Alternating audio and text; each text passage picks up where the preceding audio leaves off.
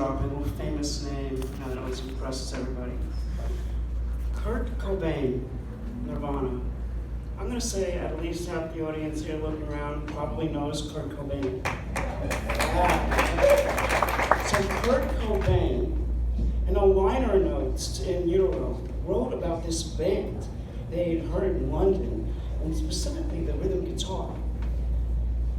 Well, that band was the Raincoats, and I was the guitar.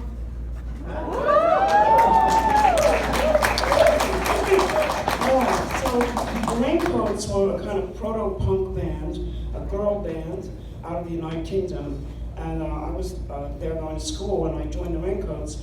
And the kind of girl bands that were around at the time were like the Go-Go's, the Slits, the Runaways, and a lot of them were doing like the girly thing. They would show cleavage. The Slits took their shirts off and covered themselves with mud for a CD cover. You know, so we were doing something very different. The Raincoats were very different. And another name I'm going to drop is Charlie. Checkpoint Charlie. What you have to know is that this is a time in Europe before 1989 when there were still communist dictatorships in Europe.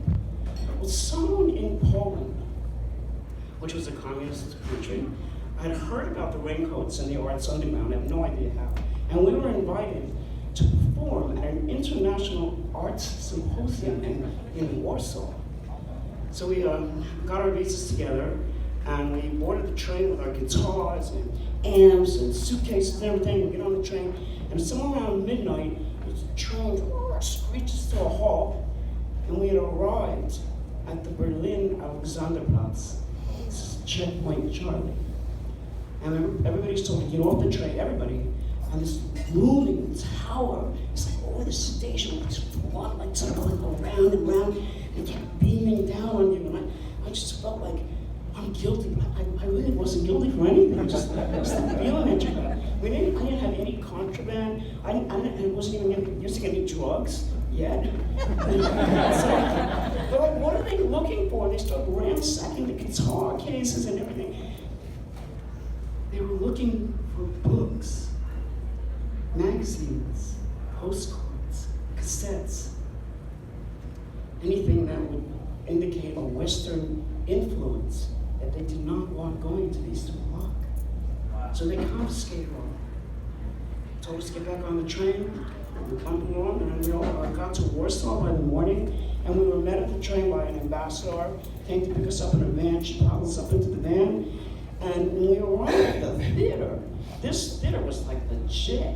It was big, like the marquee, and there were all these kids screaming, like around outside screaming. I was waiting, like how do you even know? You know, we weren't big like the Slits or the Runaways. We weren't big. We were like low rent version of girl band, but you know, there we were. Anyway, we were kind of really quickly ushered into the theater, and the theater suddenly, the first thing I noticed is seats. Seats with assigned cards. This was not going to be like the mosh pit audience. The assigned cards were an invited Polish government audience, so this was not exactly the cool concert, but you know, how many times in your life are you going to get to play the behind the iron curtain? So it was going to be fine. And we're doing our set, later on we get up on stage, we're doing our set, and you know, we Gina's bouncing around with the brothel creepers and everything. She's up there, and I've got me stilettos and me satin pants, you know. And by the way, you can look it up. Is that my bell? Oh, you can look it up on YouTube, and it's there on YouTube. It says Raincoats Warsaw. Anyway, so Gina's jumping around, and we're finishing our set with the last song, and suddenly we hear, boom, boom, in the back of the theater, boom, and the doors fly open, and there's these kids that were not part of the invited polite audience. The kids that were outside come running into the theater, and they charge towards us, and they've got signs that say, punk rock, Raincoats, or signs have accents. The two kids went running up the catwalk and dropped this banner down over the stage, and the banner said, Solidarność. This was the time of solidarity. This was the revolution. We were part of the solidarity revolution. We didn't plan on that.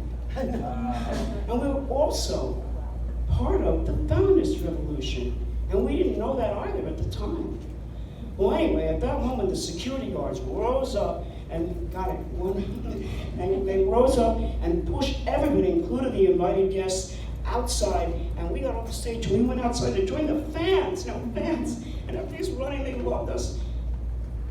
What's humbling is these are kids in Poland trying to be punk rock.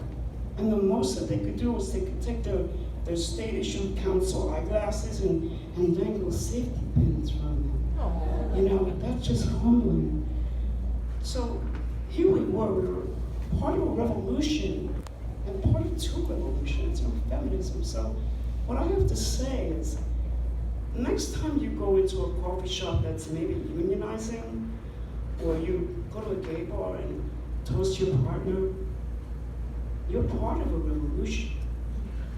You're creating history by doing that. And you'll be able to look back in history and say, I was there. Thank you.